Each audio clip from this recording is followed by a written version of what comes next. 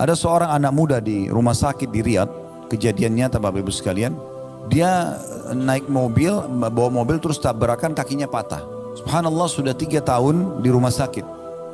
Satu waktu ada seorang syekh datang, syekh ini selalu setiap hari bolak-balik ke rumah sakit, pindah dari rumah sakit ke rumah sakit hanya untuk pamit kepada pemimpin kepala rumah sakit untuk diizinkan keliling kamar-kamar pasien.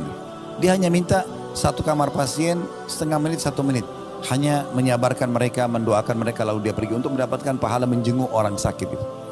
Subhanallah, dia masuk kamar anak muda ini, kakinya masih digip, ya, pakai semen dan digantung. Sudah 3 tahun. Maka Syekh ini pun mengatakan, sabarlah, semoga jadi pembersihan dosamu, dinasihatin. Tapi dari semua pasien anak muda ini beda sendiri. Dia mengatakan begini, Syekh, jazakallah khair, semoga Allah balas anda dengan kebaikan atas jenguk ini, kejung ini, yang mendatangi menjenguk saya, dan juga doa-doa anda. Tapi perlu anda tahu, saya malah bersyukur sama Allah dengan musibah ini. Kata Syekh, kok bisa? Kamu kan tabrakan, kakimu patah, sudah 3 tahun di rumah sakit. Dia bilang, Syekh, saya dulu ini termasuk anak muda yang lalai, malas sekali ibadah, nggak pernah sholat, ugal-ugalan. Itu sampai saya kejadian tabrakan itu, karena ugal-ugalan. Selalu jauh dari agama Allah.